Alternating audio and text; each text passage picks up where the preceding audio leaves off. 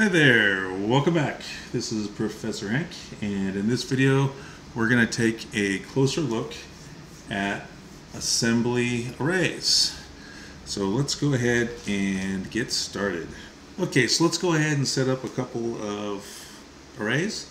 We'll have one that is an array of bytes that will initialize with a string, and we'll call that array string, and each element will be a byte long.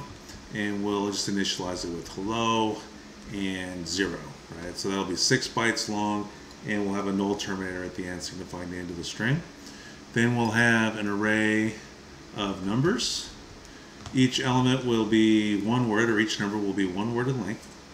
Let's have 3 of them just to keep it simple, keep it short. And then we'll use dupe to initialize each of those elements to 99 hex. Okay, so let's go ahead and set up our debugger so we can see the contents of these arrays. So I'll go ahead and run the debugger to line 7, and then I'll add some watches here. Let's add a watch for the string array. Now for this, for under name, use ampersand string. Right? By doing that, we'll be able to see the string here in double quotes, right? See where it says hello there? And then for the numbers array, we're going to have to add, to view the contents of that array in this window, we're going to have to add 3 watches, one for each element of the array. So here we'll add ampersand numbers. We'll click this down here, and then we'll be able to see the first number. Now let's add another watch, and we'll say ampersand numbers plus 1.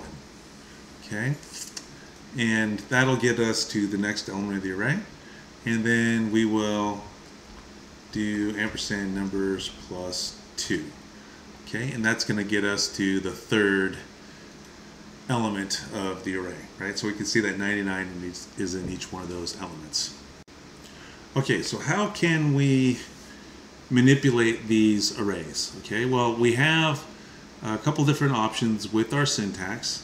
We can do something like this. We can say move into numbers of 0, right? If we want to change that first element to a different value, we can use square brackets, right? Like you've probably seen in other languages like C++ or Java.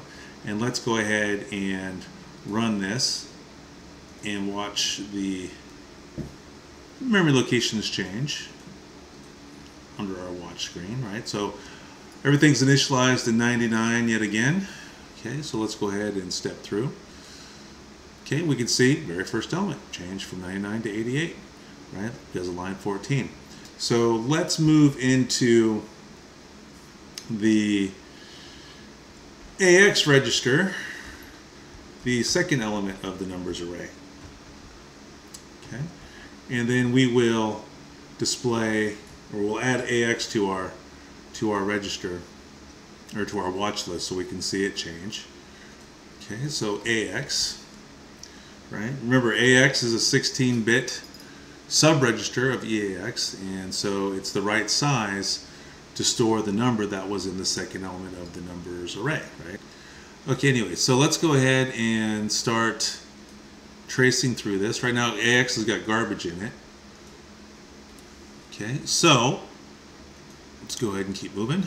Okay, now something interesting here, right? So we moved into AX numbers of 1, but look at what's in AX. 9900 hex. That doesn't seem right, and that's because it's not right. What we left out a pretty key piece of information here.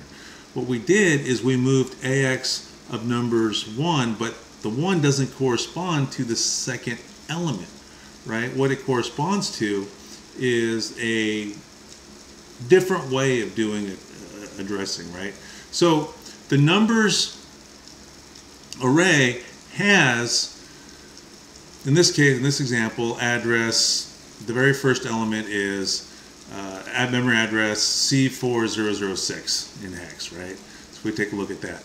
Now, if we take a look at numbers plus 1, what we have is the second element doesn't begin at 4007. It starts at 4008, right? So what we've done by using 1 right here is we've just added 1 to the number's memory address, right? So where we're actually storing the 99 is inside of memory address C4007. So what we have to do is we have to compensate for that. We have to say, no, don't store it 1 byte past the beginning of the array. We want to store it 2 bytes past the beginning of the array. Okay, now let's do that. Okay, now if we take a look at AX and we see in our second element 99, okay, let's step through now. Okay, so we've assigned to the first element the 88. Let's take another step. Now we see that in AX, 99 is placed into the right position. All right, so another way we could write this would be something like this. We could say move into AX numbers, oops, put inside the brackets here, numbers plus 4. Okay, so what's that going to do? Okay, well, now what we're saying is, okay, let's get the value that's at the memory location, that's 4 bytes past the memory address of where the array begins. Okay, so let's go ahead and run the debugger to line 13. See that AX has still got its garbage in it. Okay, and the elements of the array have all been initialized to 99. Okay, so let's go ahead and step through. Line 14 executes, overriding the first element with 88. Line 15 executes, moving 99 into AX. Okay, now let's execute one more time, right? AX changed yet again, but this time it was overwritten with the 99 in the third element. Now, just to prove that that is the case, let's move a value, or let's change the value inside that third element, right? So let's do this. Let's move into numbers plus 4. How about 77x? Okay, and I'll go ahead and run the debugger to line 16. Okay, so AX has got 99 from the previous instructions. Right, let's go ahead and do a step through here. Okay, so we've moved into AX numbers plus 4. Oh, it would help if I actually put this in the right order, wouldn't it? Oh, well, no, you can see here where we moved into the third element, 77, right, by doing numbers plus 4, so that's fine. But let's go ahead and move into AX now, numbers plus 4, just to complete this example. Okay, so move into AX the value in the memory location that is 4 bytes past the beginning of the array, and move 1 word's worth of data, right? Because the destination register is 1 word and the source memory location is 1 word. Okay, so let's go ahead and do this one more time. Okay, I ran the debugger to line 17.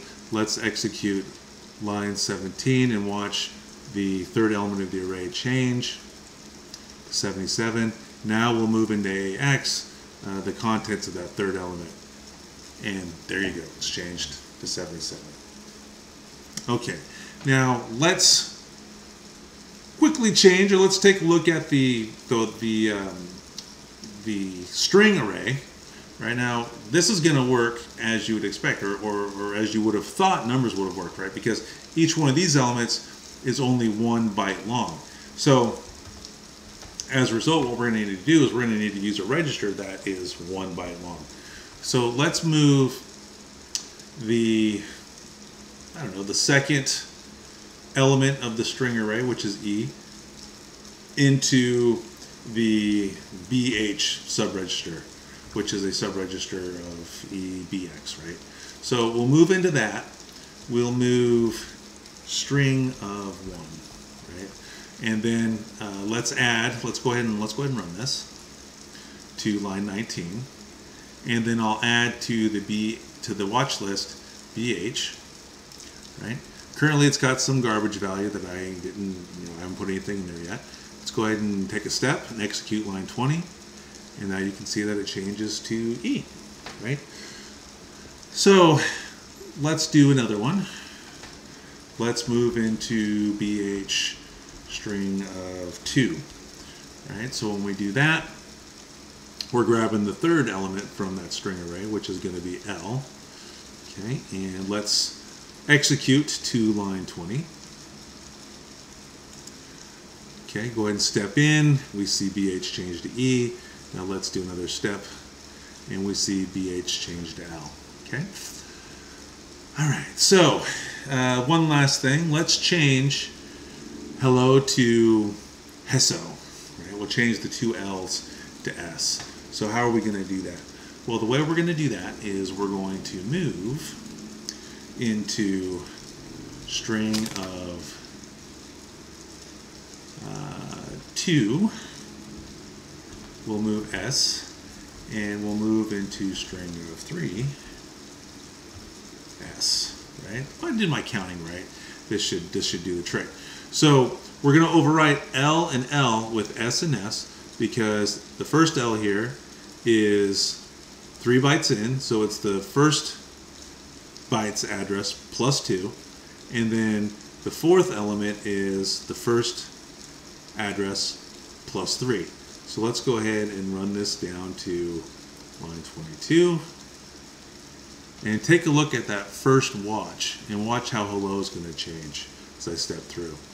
Right? Go to Heslo, and then we went to Hesso. Okay, so that's how we can manipulate arrays. Next up, let's take a look at how we can step through arrays. Okay, and to make that a little bit more interesting, I've changed the numbers array to be initialized with 10, 20, 30, all in hex. And so essentially what we're going to need to do is we're going to need to use an accumulator register, so we'll use EAX for that. We're going to need to use a register to keep track of the number of iterations of the loop. So we'll need a counter register, which will be ECX. And then we're going to need a register whose job it is to keep track of memory locations. And that's going to be the ESI register. So we'll use that to help us, as it'll act as a kind of pointer, which will be pointing to the elements that we're currently at. Okay, and you'll see how that works. And we're going to reuse the square brackets, but in this case, those square brackets are going to be acting as a dereferencing operator, right? They're going to be used to say, hey, go to the memory location whose address is inside of the ESI register and get me the value there. Okay, so let's go ahead and do that. And we're going to need an instruction called loop. So let's go ahead and do the pre-flight part. Right, and what we're doing is we're gonna sum up the total. If I didn't mention it yet, we're gonna sum up all the elements of the array, the 10, the 20, and the 30, and store it inside of the accumulator register. Okay, so this is the pre-flight part for the loop. Okay, so let us set up our accumulator register. So in EAX, we're going to put 0, right? Because we want to initialize that to 0. We don't want to add 10, 20, and 30 to some garbage value. To our accumulator, we'll use the ECX register, to our counter register, we're going to use the ECX register. And there's 3 elements, so we're going to have 3 repetitions. Okay, and then at this point, we need to put the memory address of our array inside that ESI register. So we'll do that just like this. Okay. Oh, let us also use the offset operator, which is a way of explicitly saying, no, I mean the memory address for numbers. Put that inside of ESI. Okay, so let's put a label in here that is going to be used to denote the top of our loop. Okay, and then after that, each statement's going to be part of our loop. Right? So what we're going to need to do is we will add to EAX the content of the memory location whose memory address is inside the ESI register. That's what these square brackets are doing right now. they're dereferencing the memory address inside of ESI. In other words, they're saying, go to the memory location whose address is in the ESI register, get that value, and add it to whatever's inside of EAX right now. Okay, so once we've done that, we need to increment the memory address that's inside of the ESI register, right? We want to move that memory address so it points to the beginning of the next element, right? So what we're going to do is we're going to add the ESI, not one, because remember each element is a word, which is 2 bytes, not 1 byte. This is for the numbers array. So we're going to want to add 2, and that's going to move us one whole element, right? 2 bytes into the array. Okay? Once we've done that, that's the body of our loop, right? So now we need to have that loop instruction that says, hey, let's repeat this, right? So let's put the loop instruction in there, right? And loop to where? Where's the top of the loop? Well, that's what the label's for, top of loop. Okay? So let's go ahead and run this and see how everything changes. I'll run the debugger to line 14. Okay? And then we'll go ahead and start stepping through. You can see that EAX has got garbage inside of it. AX is the bottom half of EAX. So let me add a couple more watches here. Let's add ECX, which is the counter register. Okay, and then let's add ESI, and that's going to contain the memory address. All right, so let's go ahead and start stepping through. So step into, we're going to move into EAX 0, right? So this is the complete register, and this is the bottom half. We really should focus on the bottom half here, right? Because each one of these elements is a word long, not 2 words. So EAX, the first 4 zeros here aren't going to accurately change or reflect what we got. It's really the bottom 4 zeros that we want to look at because we're only storing a word in here, and so the upper word is going to have weird stuff in it. But anyway, so let's go ahead and step in. Okay, so we moved into ECX3, that's our counter. Okay, and now we'll move into ESI, the memory address of the array, right? So it's 009F4006 for this particular run.